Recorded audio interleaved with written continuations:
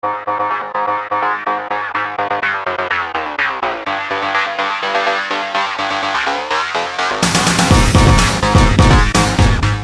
up, guys? I'm here to give you my top 10 best movies of the year here on my Apple iPhone, which I am not sponsored by, so I don't know why I'm doing this. Apple, get yours today. 2015 was a great year for movies. Was it as good as 2014? That's for you to decide, but here's my top 10 list. So here we go. Number 10, Bridge of Spies, directed by Steven Spielberg, stars Tom Hanks. Great political thriller that I didn't expect to be that good and that touching, but trust me, it's a really, really good movie. Number 9 is Kingsman: The Secret Service. Definitely didn't expect this. Came out in February. February is usually kind of a dumping grounds for movies. It had this old spy feel to it, like old James Bond movies like Dr. No and everything like that. It had some great action. It did some things that were so unrealistic that it was funny. And if you haven't seen it, you'll love it if you like. It's rated R, let me just say that. Number 8 is Spotlight. Spotlight is probably going to win Best Picture. It stars Michael Keaton, Mark Ruffalo, Rachel McAdams, Liev Schreiber. Some great actors in this movie. It's a great film and very touching. Number 7, The Martian, Matt Damon. It was awesome. I really want to see it again when it comes out on DVD and Blu-ray. Matt Damon did an incredible job, had a great, refreshing story, and I would say definitely check out this movie if you haven't seen it. Number 6, Star Wars: The Force Awakens. I've seen it too many times now. It's a great movie. The first time I saw it, it probably would not have been on my top 10 list. I was disappointed. I had too high of expectations. Still a great movie. And I realized that the second time when I went in really just watching it as a movie, not just as being a Star Wars movie. And now every time I go back, I seem to love it more and more. I love this movie. Is it kind of a remake of A New Hope? Yes. Is it too funny at times? Maybe. I love all the characters in it. It is an incredible setup for episode 8. Had a lot of heart to it. Number 6. Number 5 on my list, Steve Jobs. I love Michael Fassbender. He's probably one of my top 3 favorite actors working today. This movie was so inventive, so creative, kept you on the edge of your seat for things you would have never thought would be exciting. And it was awesome. I don't know why, I still can't explain it, but it's a great movie. I love this movie. Michael Fassbender should be nominated for this movie. Yeah. Number 4, Creed.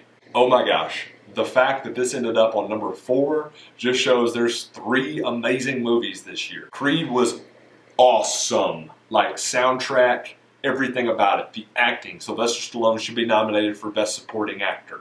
It should happen. It's my favorite movie of the Rocky franchise. It was probably the second best theater experience of the year behind Star Wars: The Force Awakens.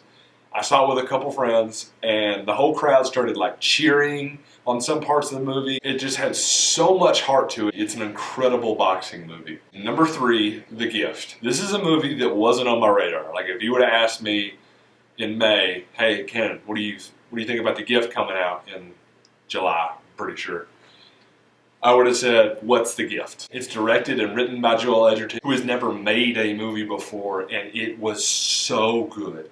It's a great thriller. I was sweating in this movie. It's just such a great movie. You have to see it if you haven't. Number 2, the first and only movie I have ever cried in.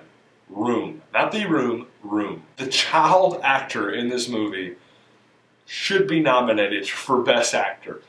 I know that's crazy, but he should. He was so good in this. Brie Larson, incredible. I loved her so much. She should be nominated for Best Actress. The movie hits you at random times. It's not something it builds up to and then makes you just tear up. It's random points throughout the movie from beginning to end. It is one of the most heartfelt movies I have ever seen. Okay, and this all leads up to number 1. Probably really, really biased on this one, The Hateful Eight.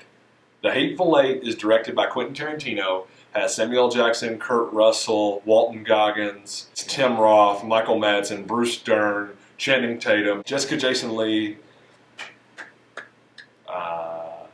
There's a lot of incredible actors in this movie. The story was great. It was a whodunit. It was almost like Clue. You don't know what ends up happening, but you know something's going to happen. The whole movie keeps you guessing. You never know. Now, is this a Western? Not really. It's set in the Western time. It has the Western look. This could be set really in any other time. I felt like he just picked Western. Does this movie go too far sometimes? Yes. It's just Quentin Tarantino. That's all I can say. If you don't like Quentin Tarantino and his movies, don't watch this movie. I think the acting in it was great, the dialogue was great, the way everything ended was great. There were so many little technical details, the camera angles he used, everything like that. I loved this movie. It was my favorite movie of the year. Now, did I see every movie this year? No, I'm sorry. I don't have the money.